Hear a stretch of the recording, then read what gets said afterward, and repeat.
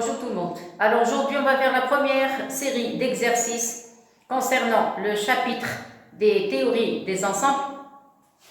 Alors je vous ai donné déjà 3 vidéos où j'ai donné un petit résumé de ce cours qui est un petit peu difficile. Enfin le cours un peu, c'est pas tellement difficile, mais les exercices des fois c'est vraiment difficile. Alors je vais faire maintenant le premier exercice.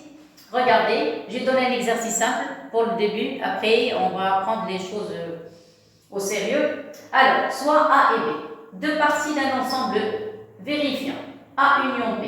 Je vous ai donné l'union A union B, je vous ai donné l'intersection des deux ensembles A et B, et je vous ai donné A moins B. Maintenant, la question c'est déterminer l'ensemble A et l'ensemble B. Alors, à chaque fois, quand on parle de l'union, de l'intersection, essayez de faire un dessin. Alors, je vais prendre deux couleurs différentes. Voilà, je vais dessiner deux ensembles. Bien sûr, il y a le grand ensemble qui est l'ensemble E. Alors ici, vous avez un ensemble A, je vais mettre couleur. Et ici, vous avez l'ensemble B. Clair? Toujours, pour ne pas se tromper, il faut faire un petit dessin. Alors, la partie la plus simple qu'on peut mettre ici, c'est l'intersection. C'est quoi l'intersection? L'intersection, c'est la partie commune entre les deux parties. C'est-à-dire les éléments qui appartiennent à la fois à A et à B, c'est l'intersection. Je vais mettre ces éléments en noir. Vous voyez, comme ça, vous allez comprendre qu'est-ce que je suis en train d'écrire. Parce que celui-là, c'est l'exercice le plus simple qu'on va faire. Alors, donc l'intersection, on a dit c'est 4, 5, 6 et 11. Vous allez mettre ici le 4, le 5, le 6 et le 11. Donc en noir, la partie de l'intersection. Deuxième partie simple, c'est A moins B. C'est quoi A moins B? A moins B, c'est l'ensemble des éléments qui appartiennent seulement à A, qui n'appartiennent pas à B. Je répète, A moins B, c'est l'ensemble des éléments qui appartiennent seulement à A et qui n'appartiennent pas à B. Quels sont ces éléments? Vous avez le 7, le 8, le 9 et le 10. Donc la partie où se trouvent que les éléments qui appartiennent à A qui n'appartiennent pas à B, vous avez ici le 7, le 8, le 9 et le 10. Clair? Et maintenant, vous pouvez compléter l'ensemble B. Regardez, parce que l'union, maintenant c'est l'union. Maintenant je parle de l'union, ça y est, concerne tous ces éléments qui appartiennent aux deux ensembles A et B. Donc, A, O, A, B. O, U, O, c'est l'union. L'intersection, c'est I. Donc, les éléments qui appartiennent ou bien à A ou bien à B. Alors ici, on a dit les éléments en commun. Ici, les éléments qui appartiennent seulement à A. Maintenant, le reste. Alors, le reste, je vais faire ça en... Qu'est-ce qui manque? Moi, je vais le mettre en couche. La partie qui appartient, c'est parce qu'on n'a que 4 couleurs. Vous voyez? Donc, les éléments qui manquent. Il n'y a pas de 1, regardez, il n'y a pas de 1, donc voilà le 1, le 2 aussi, le 3 aussi, et le 3 qui manque, le 4, le 5, le 6, le 7, le 8, le 9, le 10, le 11. Et voilà, donc l'ensemble B, voilà les éléments de l'ensemble B qui appartiennent seulement à B, qui n'appartiennent pas à A. Clair? Maintenant ça y est, c'est terminé. Voilà, donc c'est quoi l'ensemble A? L'ensemble A contient, s'il vous plaît, par ordre croissant, vous avez le 4, le 5, le 6, le 7, le 8, le 9, le 10, voilà, le 10 et le 11.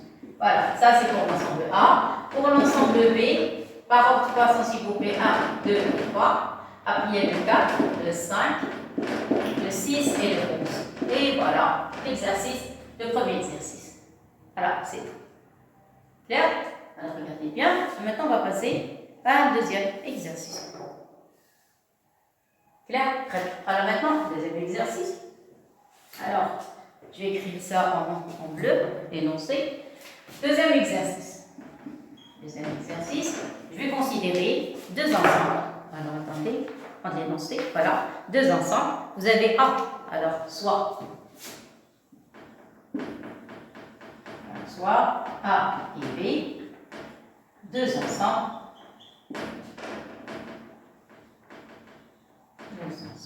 Tels que. Voilà, vous avez A et B. L'ensemble des pi sur 4, des x formés, qui s'écrivent sous la forme de pi sur 4 plus 2k pi sur 5. Un exercice où il y a de la trigonométrie de 2K pi sur 5. Bien sûr, je parle de trigonométrie, donc K partielle à 0. Et le pi est égal à pi sur l'ensemble des x qui s'écrivent sous la forme de pi sur 2 plus 2K pi sur 5, avec K toujours à partielle à 0. Ça va? La question de montrer. C'est ça, montrer? Oui, montrer que A inter B est égal à 68. Là, montrer que A inter B est égal à 68. C'est quoi l'intersection? C'est les éléments en commun. C'est-à-dire, si je trouve un élément, c'est-à-dire il faut déterminer les éléments qui appartiennent à est égal à 68, c'est-à-dire qu'il n'y a aucun élément qui appartient à la fois à l'ensemble A et à l'ensemble B, parce que c'est ça la question, montrer que A inter B est égal à 68. Vraiment, c'est pénible. Comme ça, on ne peut pas montrer directement que A et B ne contiennent aucun élément en commun. Donc, qu'est-ce qu'on va faire? Intervenir. On va intervenir là, les raisonnements qu'on a vus dans le chapitre de la logique. D'accord? Les notions de logique. Alors, je vais procéder par, en appliquant le raisonnement par l'absurde. Qu'est-ce que je vais faire? Je vais considérer le contraire. Ça y est, parce qu'en général, quand on part d'ensemble, on dit soit x appartient à A et x appartient à B, par exemple. C'est plus simple que soit x n'appartient pas à A. Sauf si on part de A moins B. Ça, c'est autre chose. Vous voyez? Alors, qu'est-ce que je vais faire? Je vais procéder par l'absurde. Je vais supposer que A inter B est différent de l'ensemble vide. Et je vais trouver une contradiction à la fin. Clair? Allez, on commence. Alors, je commence le deuxième exercice. Voilà, ça c'est l'exercice 2. On suppose. Je dis en appliquant le raisonnement par l'absurde. Alors, on suppose que A inter B est différent de l'ensemble vide. Voilà. Donc, si A inter B est différent de l'ensemble vide, ceci implique qu'il existe un élément X appartiennent à A inter B. Vous êtes d'accord? Qu'est-ce que ça veut dire? Ça veut dire que X appartient à A et X appartient à B. Qu'est-ce qu'on a dit? L'intersection, c'est égal à B. Ça y est. Qu'est-ce que ça veut dire? Ça veut dire qu'il existe K appartenant à Z et K' appartenant à Z aussi, tel que quoi? X, puisque X appartient à A, donc on va s'écrire sous cette forme, pi sur 4 plus 2K pi sur 5, et, regardez, il y a le mot et x est égal, deuxième écriture, pi sur 2. Je ne saute pas d'étape. Si vous voulez sauter les étapes, vous les sautez. 2K pi sur 5. Ça y est, regardez, il existe K appartient à Z, il existe K' appartenant à Z tel que K' appartenant à Z tel que x est égal à 2K' pi sur 5. Puisqu'il s'agit de la même valeur, regardez, c'est toujours le même x. Regardez, ceci implique que pi sur 4 plus 2K pi sur 5 est égal à pi sur 2 plus 2K pi sur 5. Et voilà. Là, alors, vous remarquez une chose, c'est que je peux factoriser par pi, faire disparaître pi. Donc, qu'est-ce qui va rester? Va rester 1 quart plus 2K sur 5 est égal à 1 demi plus 2K sur 2K' sur 5. Clair? Groupez s'il vous plaît la partie où il y a le K et le K', faites passer le rapport de K'. Donc je peux factoriser par 2 cinquièmes. Moi je pars de K et K'. Donc ici vous allez avoir K. Si vous mettez celui-là de ce côté, ça va devenir moins K'. Égal, ici vous allez avoir 1 demi. Faites passer 1 quart de l'autre côté, ça donne moins 1 quart. Le résultat, ça va être 1 quart. Et voilà. Clair? Donc conclusion. Enfin, encore 2 étapes. Qu'est-ce qu'on a trouvé? On a trouvé que 2 cinquièmes facteur de K moins K' est égal à 1 quart. C'est ça? Essayez de trouver la valeur de K moins K'. N'oubliez pas, avec toujours K, K' appartenant à Z. Ce sont des éléments de Z. D'accord? Toujours, il faut l'écrire tel que K, K' appartenant à Z. Ça y est? K K' appartenant à Z. Ça y est, la même chose jusqu'à la fin. Très bien. Maintenant, j'ai envie de trouver la valeur de KK'. Qu'est-ce que vous allez faire? Vous allez monter le produit en croix, 5 en haut et 2 en bas. Donc, ça va donner 5 sur 8, 5 huitièmes. Clair? Alors, 5 huitièmes. Et n'oubliez pas que K et K', ce sont deux éléments. Je n'ai pas envie d'écrire les couples. Donc, et K appartiennent à Z. Et K', alors K moins K' égale cinquième, c'est ça. K avec K appartient à Z. Je crois qu'il vaut mieux écrire la phrase. Il vaut mieux écrire la phrase, sinon vous laissez comme ça. Ce que vous voulez. K' appartient à Z. Ça y est. Alors regardez, K moins K' égale 5 huitième. K appartient à Z et K' appartient à Z aussi. Ce qui est impossible. Ou bien vous écrivez, vous écrivez K moins K', ou bien on a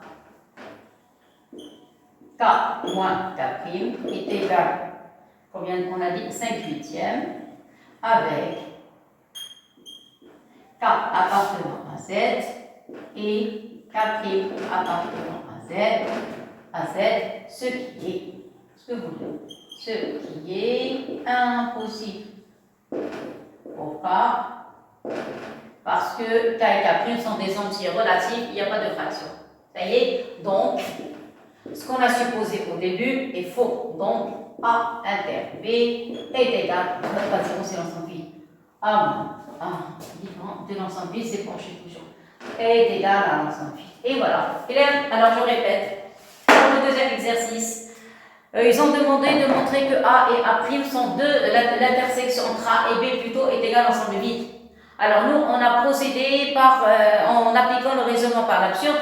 On a supposé que A inter B est différent de l'ensemble vide. Voilà, donc on suppose que A inter B est différent de l'ensemble vide. Clair?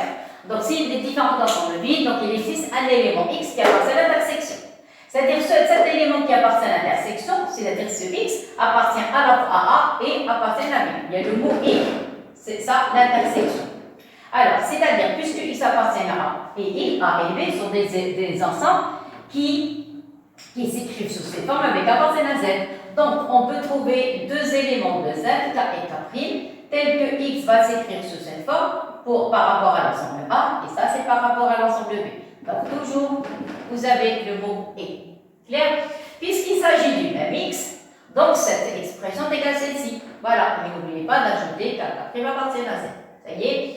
Voilà, donc j'ai divisé le tout par pi pour avoir seulement les nombres. J'ai groupé K avec K' d'un côté et le nombre de l'autre côté. Clair? Et j'ai trouvé que K moins K' est égal à ils vont s'écrire sous forme de fraction, alors que K et K' appartiennent à Z, ce qui est impossible. Et puisque ceci est impossible, par conséquent, ce qu'on a supposé au début est faux.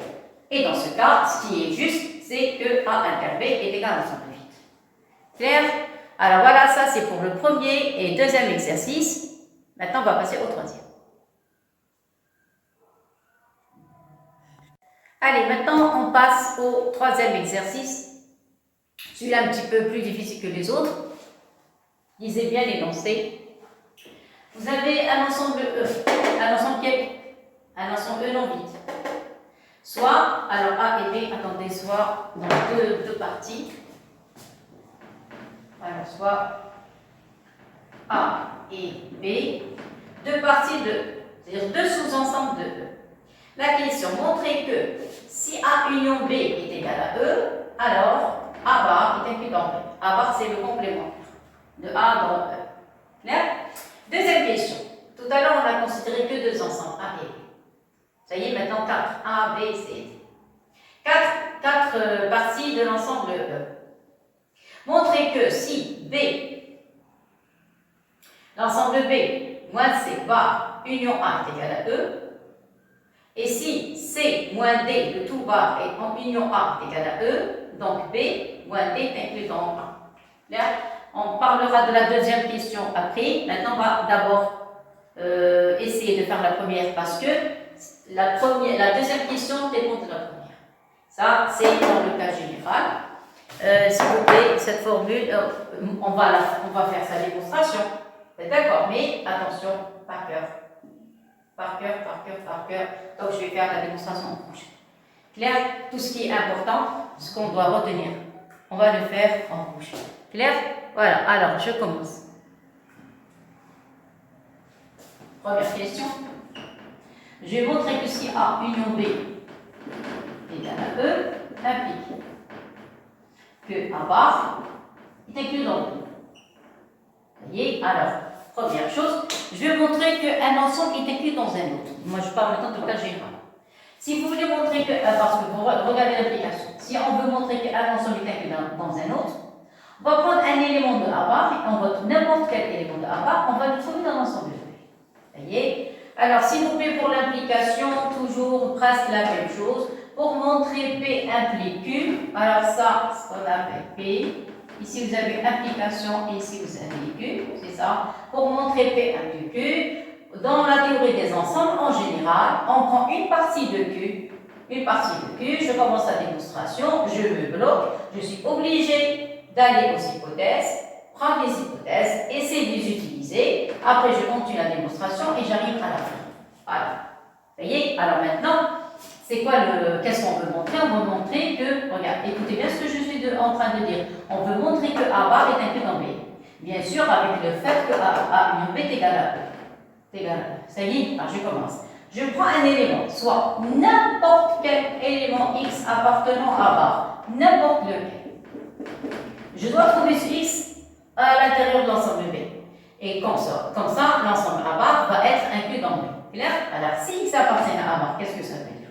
Ça veut dire que X n'appartient pas à A. Tout simplement. Vous êtes d'accord? Mais n'oubliez pas une chose. Attendez, j'ai pas assez de place, j'ai envie d'ajouter une chose avant de commencer.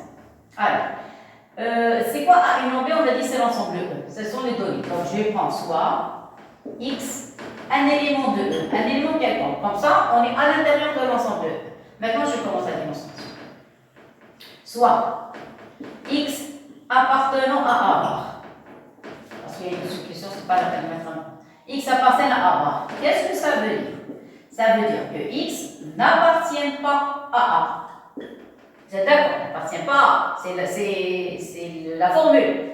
Oui. Alors, si X appartient à A bar, ça veut dire X n'appartient pas à A. Mais le X appartient et X appartient à E. Après les données, parce que je travaille dans le grand ensemble. Le grand ensemble, c'est l'ensemble E. Implique X appartient à A bar. Ça y est, je me bloque, je peux plus avancer. Pourquoi? Parce que c'est tout ce que j'ai. Alors pour cela, je vais passer aux hypothèses. Quelles sont les hypothèses? Les hypothèses, c'est A union B est égal à E. Or, tiens, j'ai déjà E ici. Donc, je vais le remplacer par X appartient à A union B. Donc, je vais mettre ce trait parce qu'il me dérange. J'ai envie de faire une démonstration correcte, surtout cette partie. Vous voyez? Donc, je vais le faire un petit peu pousser. Voilà, une petite translation. Et voilà. Ça y est? Donc, je répète. J'ai dit X n'appartient pas à A. C'est tout ce que j'ai. Mais le fait que X appartienne à E, il est en relation avec les hypothèses. Les hypothèses, c'est A union B est égal à E. Donc, j'enlève le E et je le remplace par X appartient à A union B. Alors, A union B. Clair? Alors, regardez. X n'appartient pas à A. X appartient à l'union. Donc, ça veut dire quoi? Regardez, X ne se trouve pas dans l'ensemble A. Mais X se trouve dans l'union. Donc, automatiquement, X appartient à B. Ça y est? Donc, je répète. Si vous faites un dessin, voilà l'ensemble. Ça y est? Vous avez A union B. A union B est inclus dans A union B est égal à l'ensemble E. Voilà, l'ensemble E est égal à A union B. Ça y est, donc vous avez X appartient à l'union. X, la question qu'elles sont montrées que si A union B est égal à E, donc A bar est inclus dans B. Donc je vais prendre, je ne sais pas, je vais prendre un ensemble A, comme ça. Un ensemble A. Ça y est. Et vous avez A bar est inclus dans B. Vous pouvez avoir une intersection entre les deux ensembles. Vous pouvez avoir, je ne sais pas, une partie de A et le reste, tout ça. Tout ça. Parce qu'on a, qu'est-ce qu'on a dit? On a dit A bar est inclus dans B. Ça y est. Donc je vais marquer ce qui est en noir. Attendez, je vais mettre les couleurs pour distinguer. Ce qui est en noir, c'est l'ensemble de E. Ce qui est en bleu, c'est l'ensemble de A. Voilà. Ce qui est en bleu, c'est l'ensemble de A. Cette partie. Et qu'est-ce qu'on veut montrer? Que A bar est inclus dans B. Où est A bar? A bar, c'est tout ce qui est à l'extérieur. Bien sûr, à l'intérieur de E, mais à l'extérieur de A. Alors, on va former l'ensemble B. L'ensemble B, admettant, il va prendre une partie de l'ensemble A. Voilà cette partie. Et il va prendre, par exemple, toute cette partie. Voilà, toute cette partie. Voilà. Regardez. Et voilà. Donc, si vous avez des problèmes, c'est quoi l'ensemble? La partie rouge, c'est l'ensemble B. Clair? Maintenant, où est l'ensemble? Où est A bar? A bar, c'est la partie verte. C'est quoi la partie verte? Alors, regardez, j'ai pris une partie de A parce que on peut avoir une intersection entre A et B. C'est possible. Donc, A, c'est la partie bleue. Le B, c'est la partie rouge. Et vous remarquez qu'il y a une partie où se trouve la partie bleue et la partie rouge. C'est la partie d'intersection. Maintenant, c'est où se trouve A bar? A bar, c'est comme si vous avez un œuf dur. Un œuf dur. La partie qui est à l'extérieur, c'est la partie blanche de l'œuf. Et la partie bleue, c'est la partie jaune de l'œuf. Maintenant, où est l'ensemble A bar? A bar, je vais le mettre en vert. A bar, je vais le mettre en vert. Alors, A bar, c'est à l'extérieur de A. Il n'y a aucune intersection entre A bar et le A. Alors, ce qui est vert, c'est A bar. Voilà. Regardez. Vous remarquez que la partie verte se trouve à l'intérieur de la partie rouge. Regardez, la partie rouge, elle est plus grande que la partie verte. Pourquoi? Parce que la partie rouge prend toute la partie verte qui correspond à bas et prend encore une partie de l'ensemble A, cette partie. Ça y est? Alors, maintenant, conclusion. Je répète, vous avez X appartient à A bar, c'est-à-dire X appartient à la partie verte. Alors, A bar, je vais le mettre en vert. A bar. Voilà. C'est-à-dire X n'appartient pas à A. Donc, X appartient à la partie verte. Si X se trouve dans la partie verte, X ne se trouve pas dans la partie bleue. Vous êtes d'accord? X ne se trouve pas dans la partie bleue. Mais X appartient à E. C'est-à-dire X n'appartient pas à la partie bleue. Donc, vous allez enlever la partie bleue. Et X appartient à l'union de A avec B. Regardez, l'union, tout. Or, c'est quoi l'union A, l'union B? Regardez, X n'appartient pas, donc X ne se trouve pas dans la partie bleue.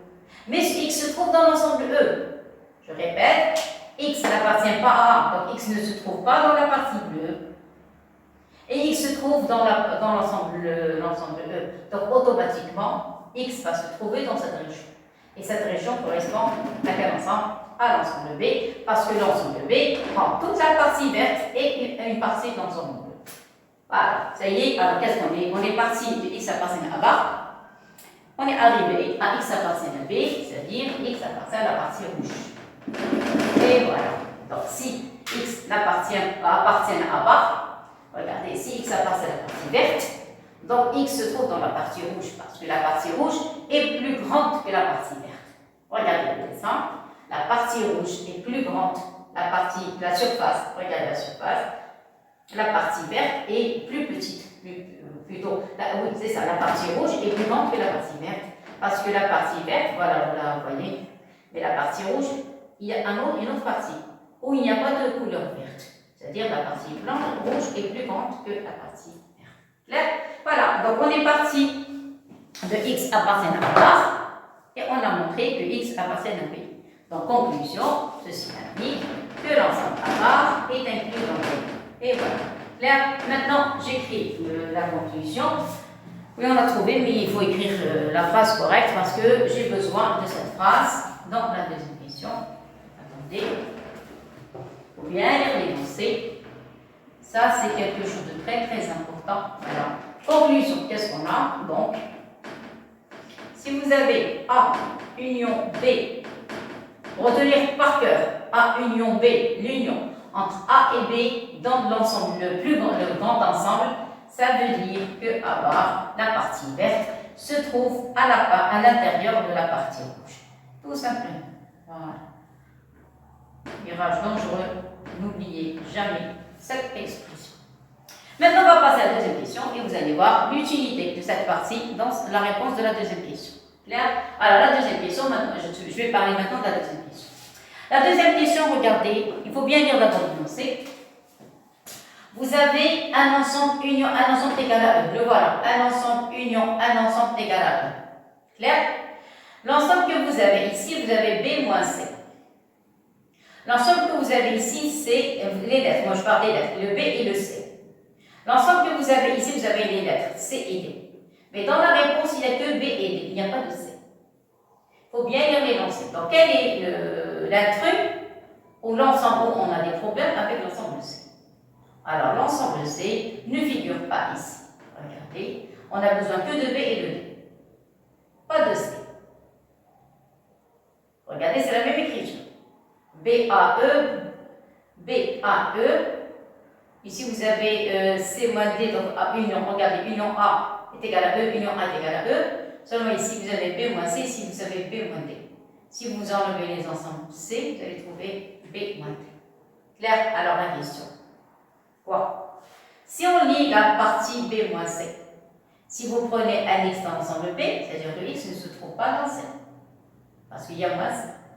Si vous prenez le X à l'intérieur de C moins D, ce X il va appartenir à C, mais il ne va pas appartenir à D.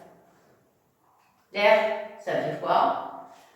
Pour les élèves qui ont vu les vidéos, la première, la deuxième et la troisième vidéo, vous allez trouver un exercice qui se ressemble à celui-là.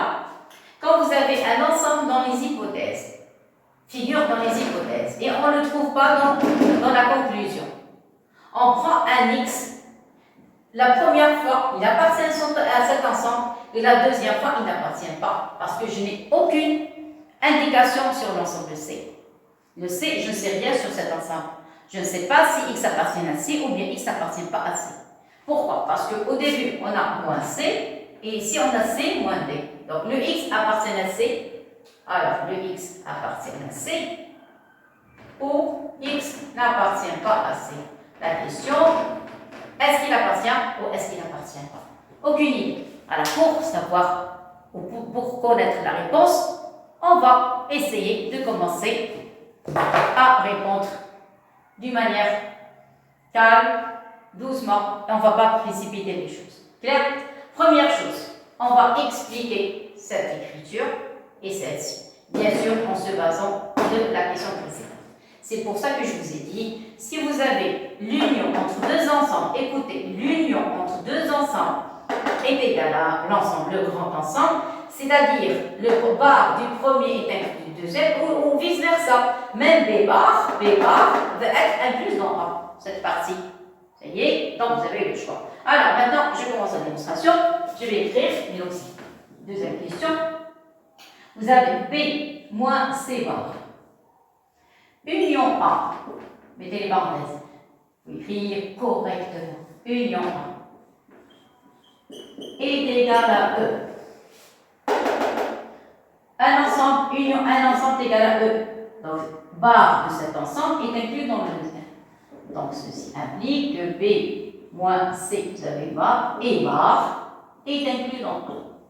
Regardez. Alors, la deuxième barre, c'est de la formule. Celle-ci. Regardez, je vais la mettre en vert. Ce trait, voilà, concerne la formule. A union B est égal à E, donc A bar est inclus dans B. Voilà. Bar, c'est de l'ensemble. Je n'ai pas touché. Je n'ai pas encore touché. Ça y est. Et bar, la partie verte, voilà. Mais dans le cours, on a vu si vous avez A bar est égal à A. Donc, bar avec bar va disparaître. Qu'est-ce qui va rester? Il va rester B moins C est inclus dans A. D'après le cours, c'est quoi B1 moins C? C'est B inter C bar est inclus dans A. Qu'est-ce que ça veut dire? C'est-à-dire, si vous prenez un X qui appartient à B, ce X va se trouver dans A. X de A, B inter C bar. Si vous prenez un X qui appartient à B inter C bar, ce X va appartenir à A parce que cet ensemble est inclus dans A. De même, même chose, deuxième partie. états. Je sais c'est quelque chose de difficile. Voilà, je diminue la vitesse. Union A est égale à E.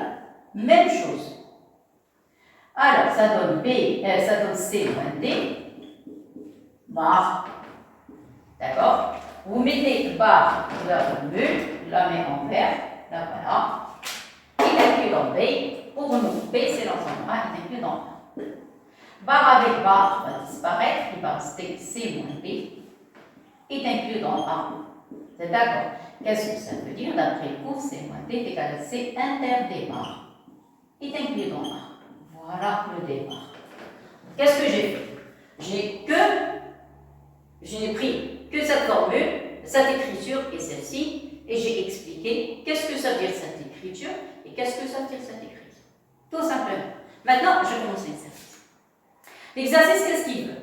Vous avez ici fait. Ici, vous avez Q. Donc, je vais mettre les comme tout à l'heure. Ça, c'est quoi? Ça, c'est P. Vous avez un U et ça, c'est Q. Toujours la même phrase, comme tout à l'heure.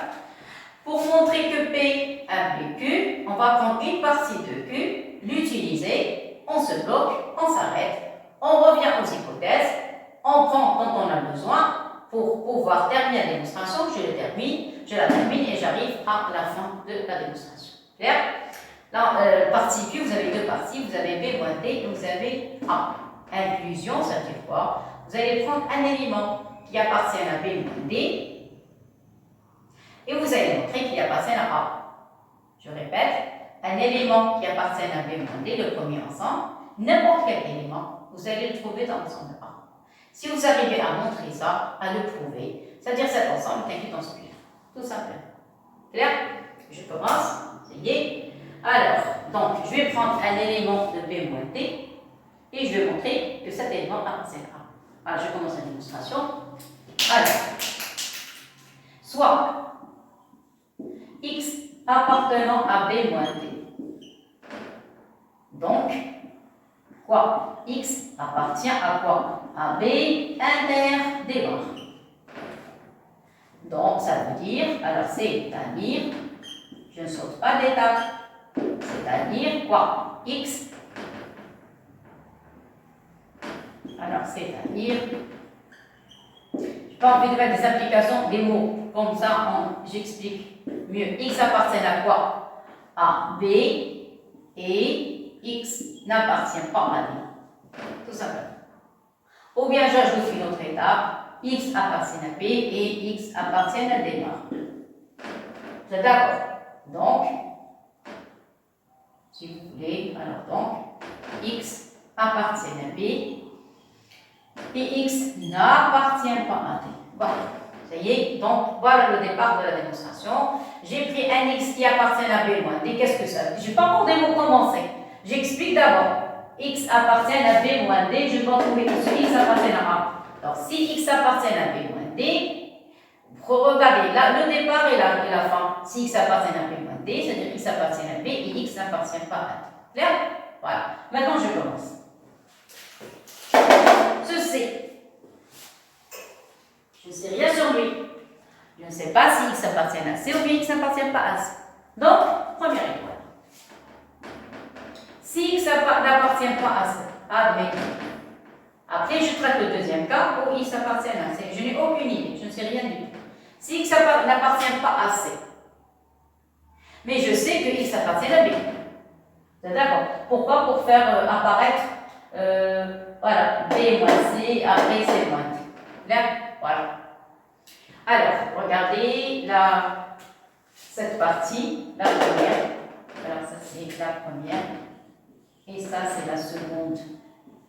Donc, si vous prenez un X qui n'appartient pas à C, c'est-à-dire X appartient à C barres. D'accord? Donc, je continue. Donc, j'ai pris X n'appartient pas à C. On peut le voir. Ça veut dire quoi? Que X appartient à C barres. Parce qu'elle n'appartient pas à C. Mais qu'est-ce que je sais? Moi, je sais que X appartient à B. Et je sais que X n'appartient pas à D. Le mot de liaison, c'est un et. Donc, si x appartient à C bar, si x appartient à C bar, regardez d'après les données, C bar, il doit être avec le B. Donc, je sais que x appartient à B. Et donc, x, qu'est-ce qu'on a dit? Appartient à C bar.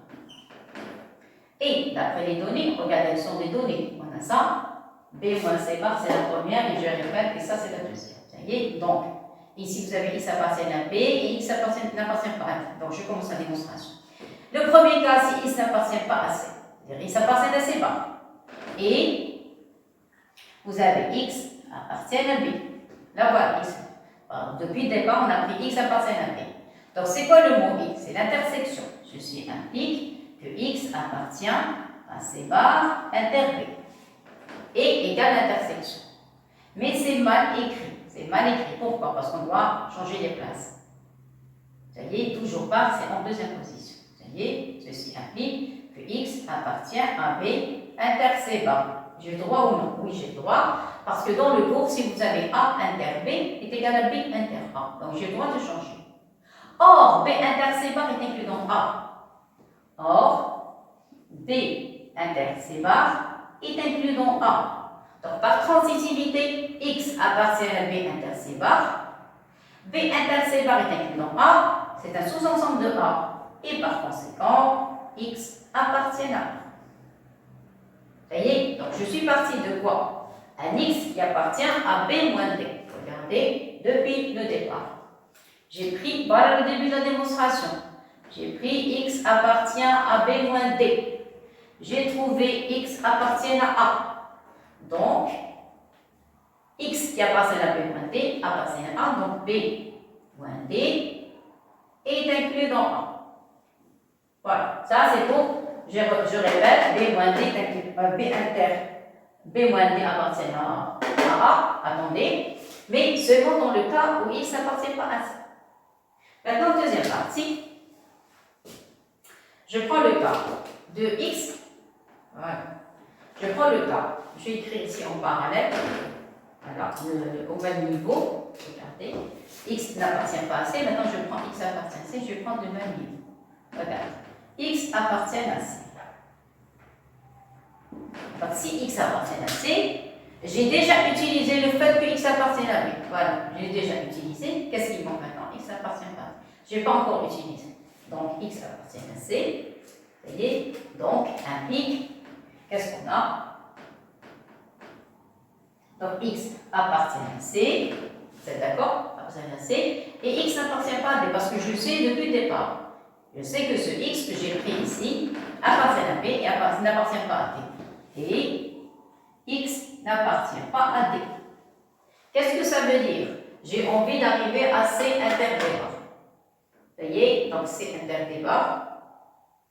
Ça va, c'est correct. Donc, implique quoi? Que x appartient, et c'est l'intersection, C inter D bar. Vous l'attendez, je passe envie de sauter d'étape. X appartient à C, et puisqu'elle n'appartient pas à D, donc x appartient à D bar. Voilà, clair? Si x appartient à D bar, qui est le mot et, ceci implique que x appartient à C inter D bar. Or, tout à l'heure, on a montré que C inter D bar est inclus dans A. Or, C inter D bar est inclus dans A. Donc, par transitivité, x appartient à A. Donc, je répète, x appartient à C inter D bar. Or, C inter D bar est inclus dans A. A, c'est le plus grand ensemble. C inter D bar plus petit que A en tant que nombre d'éléments. Donc, x appartient à A. Donc, je suis partie de quoi? Toujours le même départ. Comme si vous voulez, vous divisez la démonstration en deux parties. Vous savez qu'est-ce que je vais faire? Je vais changer la démonstration en deux parties. Comme ça, tout le monde va comprendre. Puisque j'ai assez de place, vous allez voir ce que je vais faire. Vous allez comprendre mieux. Alors, pour la deuxième question, regardez, ça c'est l'explication de cette partie et cette partie. Ça y est, alors, je vais écrire au milieu, soit x. On a dit appartenant à B moins D. Appartenant à B moins D. Vous êtes d'accord? Alors, qu'est-ce que ça veut dire x appartient à B moins D? Ça veut dire x appartient à B et x n'appartient pas à D. Soit X appartient à B moins D. Qu'est-ce que ça veut dire? Ça veut dire que X appartient à B inter D bar. Ça veut dire quoi? Que X appartient à B, c'est d'accord, et X appartient à D bar. Ça va? Alors maintenant, je divise la démonstration en deux parties. Voilà, je crois comme ça c'est mieux. Ça y est? Alors, deux parties. Première partie, le cas où X appartient à C. Deuxième partie, X n'appartient pas à C. Ça y est? Donc je vais un petit peu. Voilà, ça y est, je prends le cas. X appartient à C. Appartient à l'ensemble de C. Voilà, c'est ça, première fois. Et ici, je prends le cas de X n'appartient pas à C parce que je n'ai aucune indication. Voilà. Ici, vous avez. Alors, X, j'ai dit même niveau, n'appartient pas à C. Et voilà, ça y est. Comme ça, je n'ai aucune idée, donc je vais traiter les deux cas. Je ne sais pas si X appartient à C ou bien X n'appartient pas à C. Alors, dans le cas où X appartient à C, je prends X appartient à C, donc je prends X appartient à D bar. Donc, X appartient à C, donc qu'est-ce qu'on va voir? Alors, on a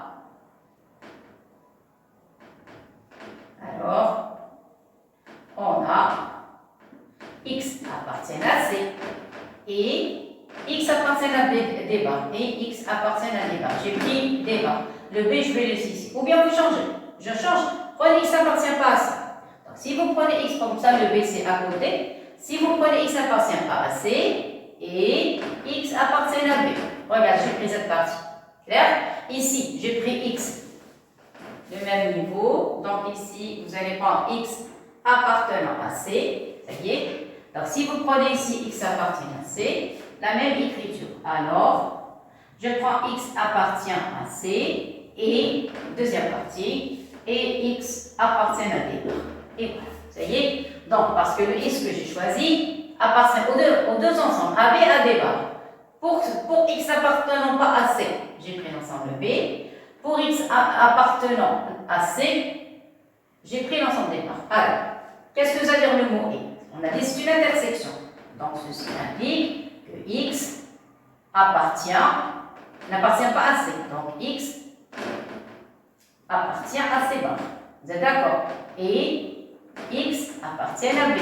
Qu'est-ce que ça veut dire? Ça veut dire que X appartient, on a dit c'est l'intersection. Donc, C bar inter B. Ça va? On peut inverser, on a le droit, c'est une propriété appartenant à B inter C bar. Et changer les places. Or, d'après ce qu'on a écrit tout à l'heure, B inter C bar est inclus dans A. Or, B inter C bar est inclus dans A. Donc, par transitivité, X appartient à B inter C bar. Vous êtes d'accord? Or, écrire correctement parce que c'est la fin. Or, qu'est-ce qu'on a dit? B inter C bar est inclus dans A. Ceci implique que X appartient à B inter C bar. B inter C bar est inclus dans A, donc X appartient à A. Donc X appartient à A. Voilà le résultat. Donc, on a pris X appartient à B moins D. On a trouvé X appartient à A, donc la conclusion, X, B moins D est inclus dans A. Même démonstration de l'autre côté, même chose, donc implique X appartient à C, X appartient à D bar, donc X appartient à quoi? C inter D bar. C'est d'accord? Or, C inter D bar est inclus dans A. Or, C inter D bar est inclus dans A. Ceci implique que X appartient à A. Clair? Donc, dans les deux cas, X appartient à C ou X n'appartient pas à C, il vaut mieux souligner avec une autre couleur. Le cas de X appartient à C. Voilà. Et le cas X n'appartient pas à C. Et le cas X appartient à C. Dans les deux cas, on a trouvé que X appartenant à A. Clair? Conclusion. Qu'est-ce qu'on a? Conclusion. S'il vous plaît, ici vous allez mettre la conclusion. Donc la conclusion, ça passe maintenant. Donc, quel que soit X appartenant à B moins D, si X n'appartient pas à C, première partie, on a trouvé que X implique, on a trouvé x appartient à A. Deuxième partie, si x appartient à C, on a trouvé aussi x appartient à A, implique que x appartient à A aussi, dans les deux cas.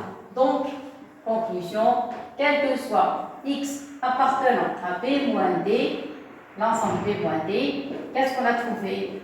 On a trouvé que x appartient à A et par conséquent, donc, l'ensemble B moins D est incluant A. Et voilà la fin de l'exercice. Voilà la conclusion. Ça va? Alors, merci beaucoup et à la prochaine. Au revoir tout le monde.